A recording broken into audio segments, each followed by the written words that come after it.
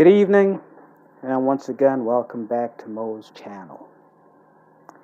Now, today I will be wrapping up my series on wealth generation. We've covered business ownership, real estate development, investing. Today I'll talk about the fourth methodology you could utilize to generate wealth. Now remember, a wealthy person has their assets working for them as opposed to them working for their money. Today I'm going to talk about intellectual property. Intellectual property is that property which is sourced from your brain. This includes inventions such as a lighter,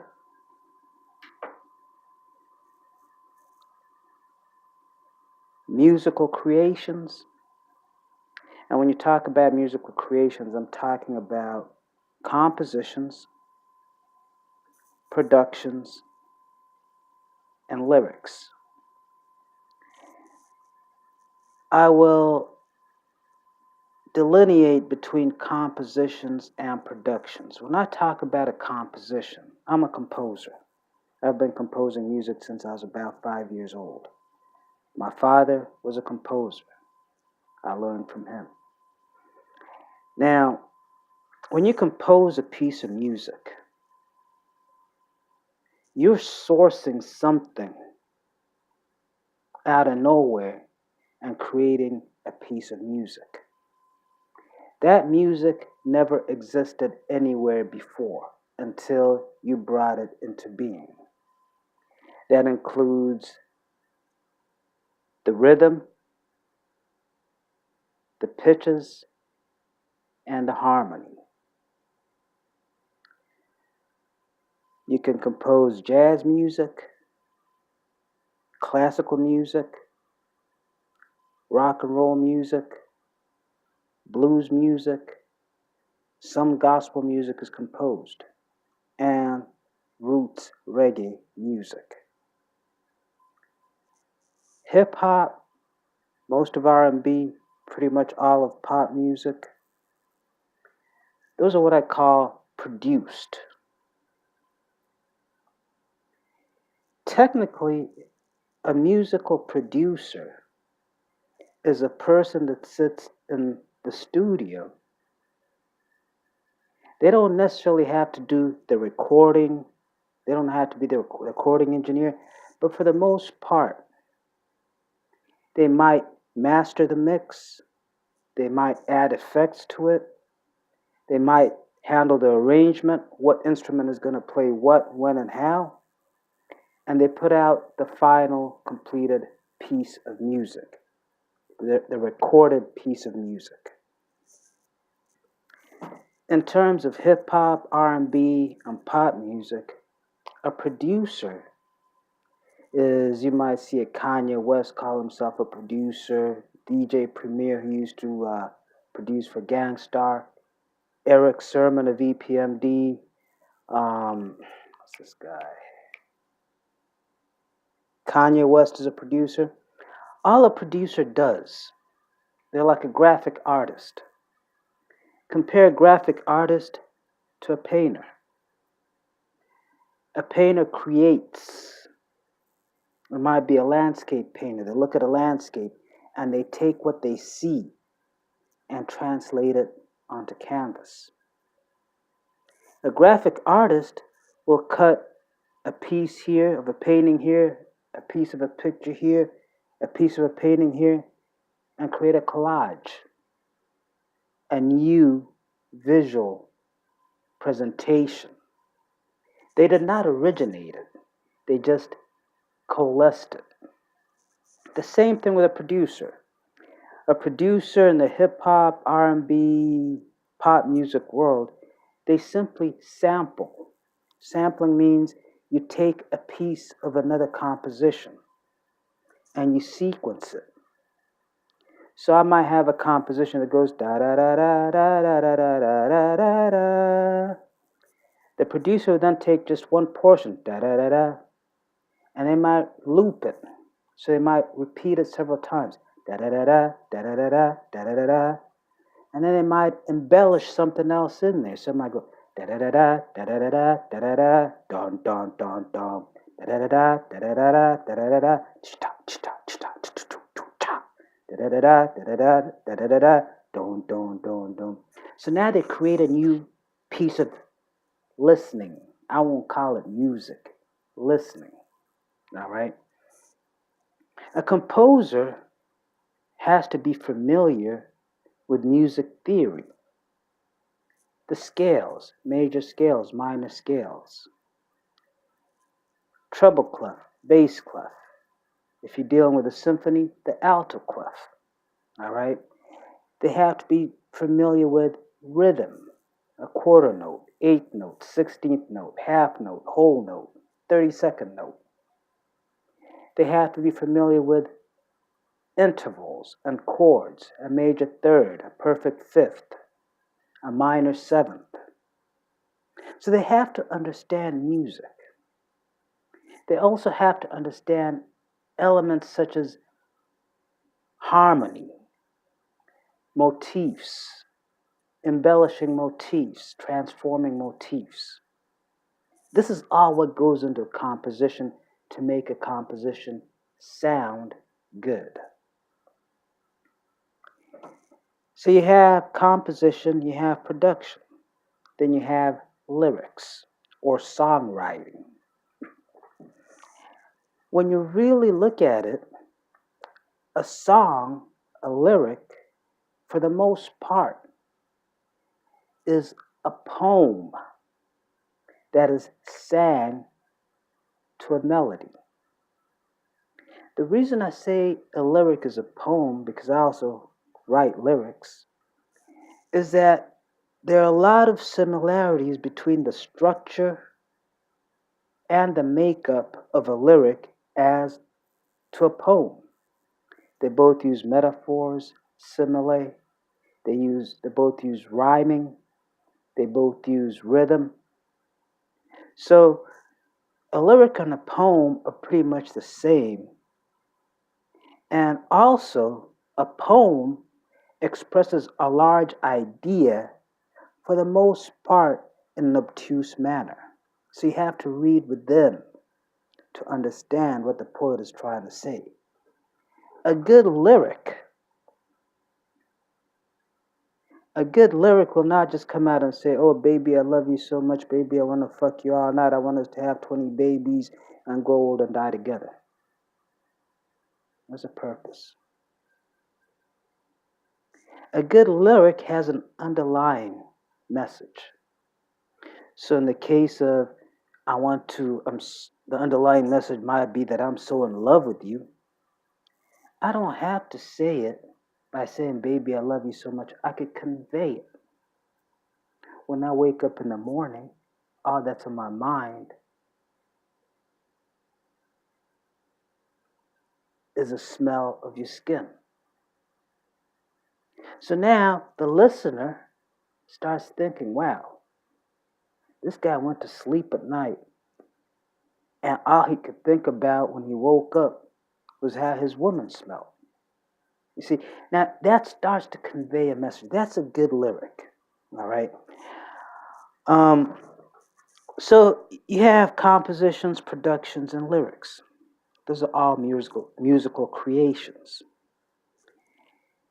You also have written creations. Now, within the writing world, you have fiction, nonfiction, and children's books. And even within the children's genre, you could break it down into teens, pre-adolescents, young children, and toddlers. I'm writing a novel, and there are certain elements that go into making a good novel. Plot, dialogue, description, and character development or character arc. So these things are what make a good novel. A novel is fiction. You also have nonfiction. Nonfiction can span anything that's not fiction. I might write a history book, the history of the people that lived on top of the mountain in the middle of the ocean, surrounded by mermaids. I go down there, I research their history, I put it out there. I could write a technical book, the science of lighters. I could write an instructional book. Then you have children's books. And once again, they run the whole gamut. But in children's book, you have to target the age range that you're writing for. What you write for a 10-year-old might not interest a 16-year-old. What you write for a 12-year-old might confuse a 2-year-old. So we have music, we have writing. Then we have film or visual media. Within film, if we talk about movie making or even television show production, you have the writers, the screenwriters. You have the cinematographers. They deal with the lighting and the photography, filming, and all that shit. Then you have the director. And the director's purpose is simply to make sure the story plays out as is written on paper. So that's film. You then also have inventions. Inventions could be, like I said, a lighter, a speaker. You have to realize that when you talk of inventions, you're not talking about the next supercomputer. A simple shoelace is an invention. A new type of shoelace is an invention. A zipper for the shoe, as opposed to a shoelace, is an invention. Finally, you have scientific creations. I discovered the cure for cancer. That's intellectual property. I discover a way to make yourself waterproof while it's raining. That's a scientific creation. So the reason I mention all of these is because it is extremely feasible to create something and sell it or produce it to generate recurring revenue streams. Let's start with music. I personally know several individuals who write lyrics and have sold those lyrics. Now, if they own the publishing, then that means anytime that song is played, they're going to get a cut.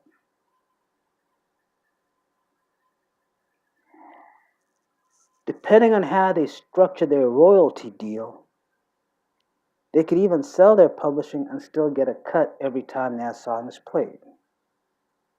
But you write a song because most of your singers, most of your hip hop artists, your rappers, most of your musicians do not compose their own music, do not produce their own tracks, and do not write their own lyrics. A lot of them buy those lyrics. A lot of them buy the music. Next time you're listening to a song that you really like, look at the credits. it will list who the songwriter is. If it's a gospel or rock and roll or blues or jazz, it will also list who the composer is. A lot of times it will not be the person performing it.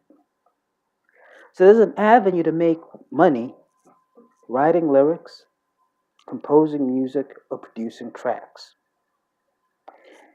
Now, if you decide, like I've decided, to compose your own music, write your own lyrics, record your own album, so you're now the composer, the lyricist, and the performer, you can do that. And there are ways you can sell your music without having to sign a record deal. Way back, Wu-Tang Clan, before they signed their record deal, they sold 50,000 of their albums from the trunk of their car. 50,000. At $10 each, that's $500,000.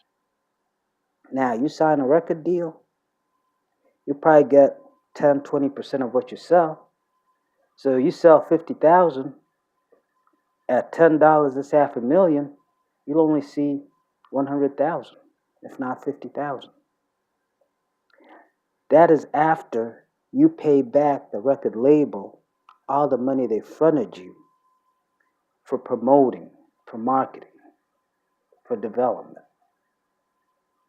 That's why a lot of these rappers who you see running around talking about, I got this, I got that, remember this. With the music industry today, if you are not touring, you're not making money.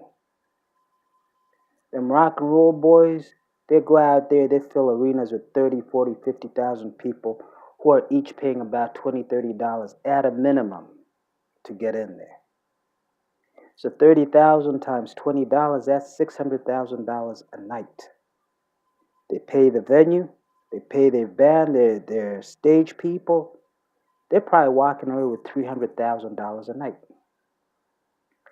Rap musicians cannot do that because black people, we can't get along. We can't get together without pop, pop, pop, pop, shooting each other.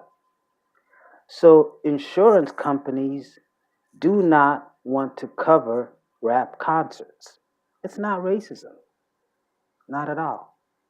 If we as black people could go to a concert and not fight and not shoot each other, you'd have arenas filled every day with rap shows. That's why Jay-Z is very smart. He tours with his wife, Beyonce, because his wife is going to pull a certain audience, and though he might pull another audience, just that mixture will calm things down. So, if you're going to put out your own music, you compose, you write lyrics, you can record, all right? Learn Pro Tools, learn Fruity Loops, learn about recording techniques. You don't necessarily have to get a studio. If you could retrofit your room where you're going to record, make sure you minimize vibrations, you minimize echoes and reflections, you minimize sound leaking out or leaking in. You could do that. With a lot of software, you don't have to spend the amount of dollars that you did in the past to put out a high quality recording. So you could record your music and you could sell it on iTunes, you could sell it on Amazon. They'll take a cut, but not as big a cut as a record label would. The key thing, though, would be to promote your music. Let people know about you. Put your name out there. In LA, if you go to Sunset Boulevard, you go to Hollywood Boulevard, you see all these little bars. A lot of these big rock stars that you see today, they spent 5, 6, 7, 8 years in those little bars performing for 20 people, 100 people, 200 people. But by doing that, they establish familiarity. So when they blow up and they put an album out there, yeah, I heard that guy 2 years ago. I like his shit. let me buy this album. I tell my friend, get that shit. That's how you come up. So, in the age of the internet, what you could do, you could put out music videos and put them on YouTube. You could set up a site where people could come and know about you, sample your music. You could put out little shows, little venues, and record them and post them on YouTube. Market yourself. Market yourself. You don't have a record company to do that for you, so you now have to market yourself. That's music. In writing, if you're not creatively inclined, you might not want to write fiction or children's books, but you could write nonfiction. Now, think about something you're very familiar with. You could be a mother. Maybe you had 3 kids, or you have 3 kids, and you raised them up from when they were babies. And for each child, there were different lessons that you learned. Now, can't you quantify that? Can't you put that in a book as a mother's advice to other young mothers? When this happens, this is what I did. This was the result. When this happens, this is what I did. This was the result. That's your creation. Write that book. Throw some pictures in, nice graphics, whatever. Put it out there. Self-publish. You could sell it on Amazon or other venues.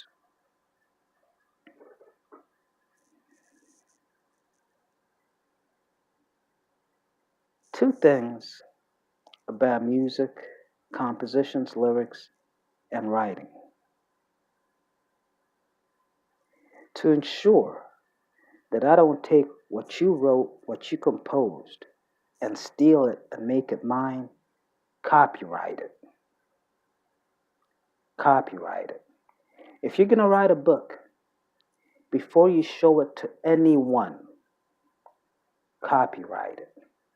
If you're going to write a lyric, before you let anyone listen to it, copyright it. That means that any time in the future, if I steal your idea and I make money from it, you could get all that money because it is your idea.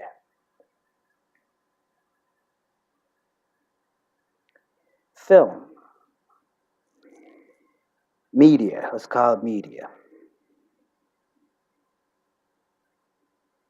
It's now possible with venues such as YouTube and the internet. It is now possible to go out there and film your own movie and screen it on YouTube. In the past, they used to have direct to CD, direct to DVD movies. Well, now you could film your own movie, set up a website, and have people come there and buy it. You could take it a step further. And if you have enough creative writing juice in you, create your own TV show. Every week, every day, whatever you want, you have a new episode. And you screen that on YouTube. The way television works, I had a friend who worked in the TV industry out in LA. He was a fighter. We used to fight UFC. We'd go out in Vegas, fight UFC amateur together. But he filmed pilots. The way the TV industry works is I'll go out there, I have an idea for a TV show. And I might film 8 episodes. I'll get my crew together, I'll get my camera crew together, we'll find locations, scout locations, set up, film 8 episodes. And then approach a studio, ABC, NBC, CBS, Fox, whatever, and tell them, I got this great show that I want to sell to you. They might look at one of the episodes and say, you know what, I like that. How many you got? Oh, I got 8. I said, okay. We'll screen, we'll air 4 of them. And if they have good reception, then we'll buy it from you. So the TV studio might air these 4 episodes that I filmed. And if the audience, which is you, the viewers, like it, they'll write me a check. Now they have rights to their show. They might use my writers, they might not. They might use my actors, they might not. They might use me as part of the crew, they might not. But the thing is, I created a show and I sold it and I got money. In these days of the internet, you could create your own show and air that show over YouTube. It could be as simple as a talk show. I sit here with another individual and we run our mouths for an hour, half hour, on topics of interest. We might have guests, like these late night shows. I might have my late night show, and I have different guests. I might have a squirrel over, I might have a monkey over, and I might have a cat over. And I interview them, and I air that shit. And I make money from advertising revenues. So I've discussed writing, music, and visual media. The 4th thing is inventions.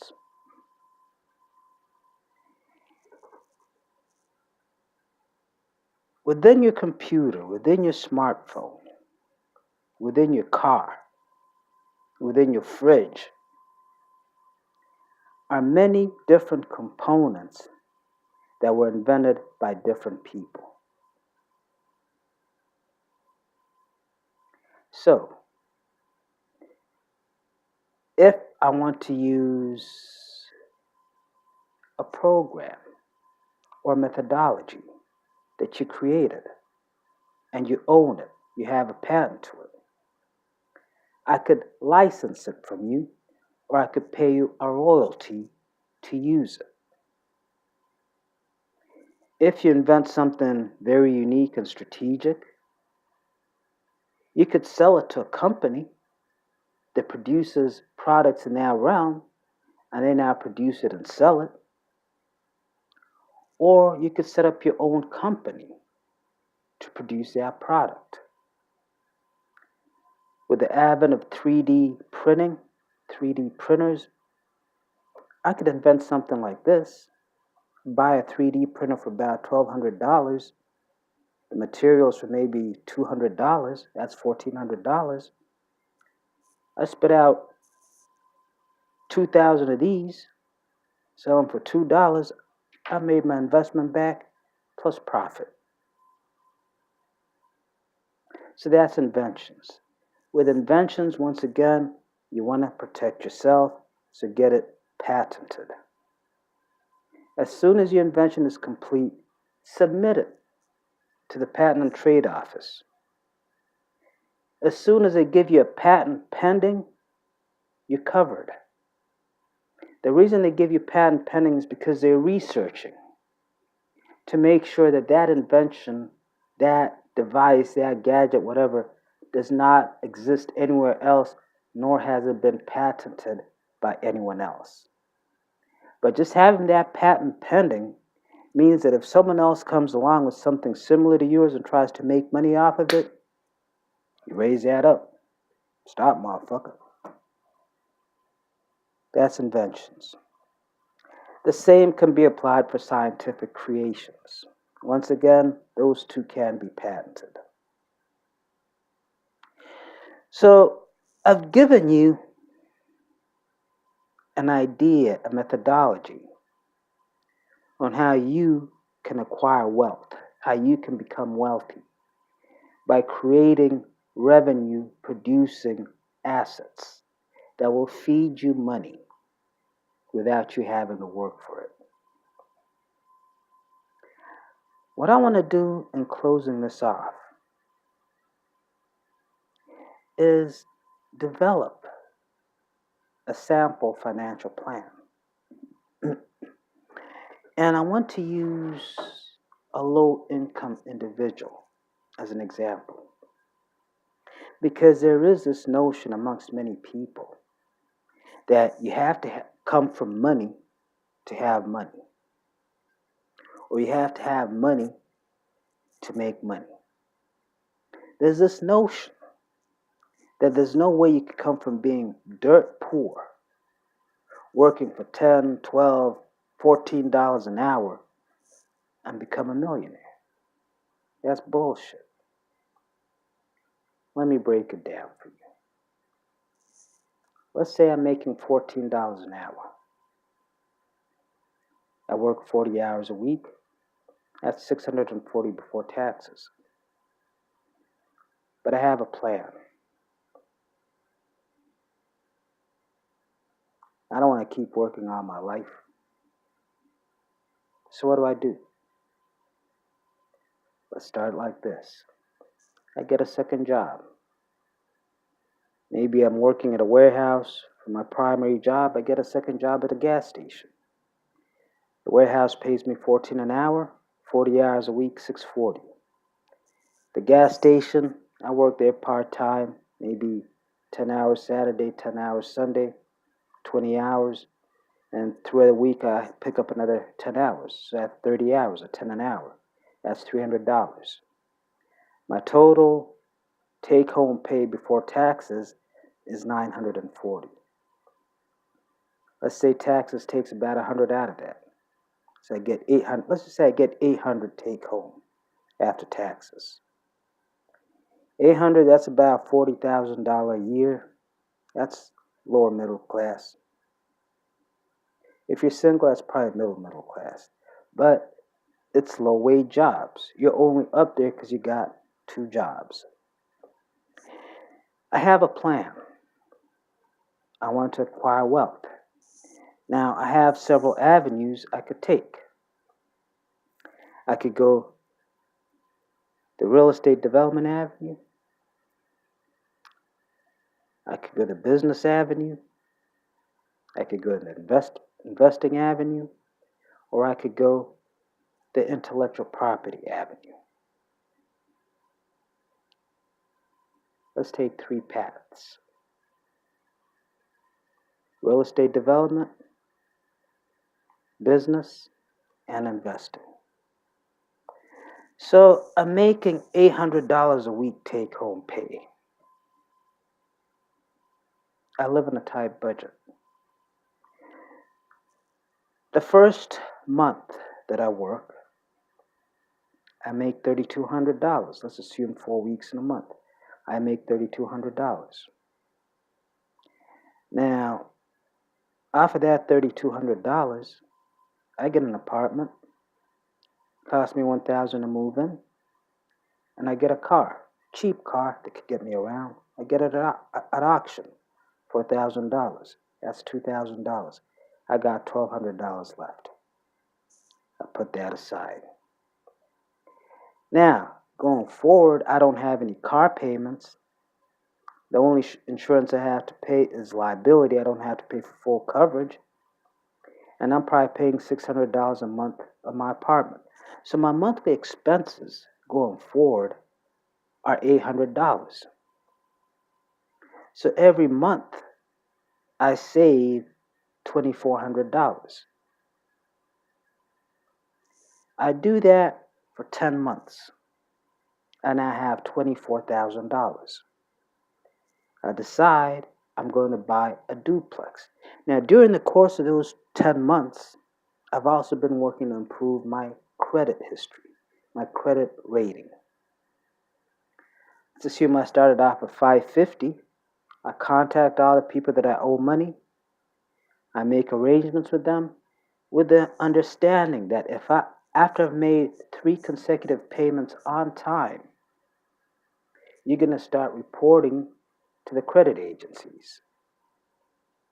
Any discrepancies, I dispute them, get them removed.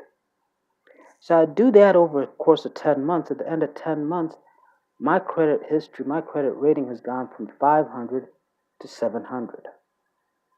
I have $24,000 cash. Now, what do I do at this point? I go back to auction and I buy a car for $4,000, a newer model car. And I sell my old car for $1,000. So now I have a new car for $4,000, but I still have $20,000. My annual income is $40,000 a year. I go to a bank. Well, first of all, I locate a duplex. The duplex I want might have a little bit of damage to it, but it's in a good rental location. I go to the bank. Let's say the duplex is $120,000. I get a note for $100,000, and I put $20,000 down. I got the car. I can now quit my gas station job and start doing Uber on the weekends, or Lyft, whatever you want, and maybe throw in some Amazon. Let's just say Uber and Lyft. Uber and Lyft now give me about $400 a week to add to my $640. So I'm making $1,000 a month. $1,000 a week. Still maintaining the expenses of $800. So now I'm making $3,200 a week that I could put away. I've got this property with 2 units that I'm now renting out. Let's say I rent each unit out for $1,200 a month, or $1,250, so it's now bringing me $2,500 a month. My mortgage, property taxes, maintenance, let's assume that comes to about $1,000 a month. So I have $1,500 a month profit from that property, plus my $3,200 from my work. That's $4,700 each month. After 2 months, I've accumulated $9,400. I go to my property, I invest that $9,000 into that property to bring up its value. I bring in an appraiser, they do an appraisal. They now tell me the property that I bought for $120 is now worth $150. So I now have $30,000 of equity in my property. I could borrow on that equity. I could borrow that $30,000, buy a second property. You're now in your second year, you have 2 properties, each of them bringing you a net of $1,500 a month. So now you're making $3,000 a month from your 2 properties, more than you make at your job.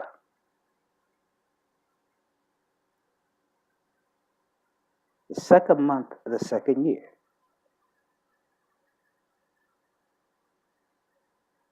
You get $3,000 a month from the properties, plus $3,400 from your work, so that's $6,400. You keep it up for another 2 months, 64, 2 months, 12,800. You're in the 4th month of the second year. 12,000, you invest in the second property, bring its value up. Pull that equity, buy a third property. So by the 4th month of your second year, you now have 3 properties, each of them bringing in $1,500 a month net. You're now making $4,500 a month, plus about $1,600. So you're making $6,100 a month from your properties and Uber. You're making double what you're working in that warehouse is paying you each month. You're making $6,100 a month. Now you're in the 4th month.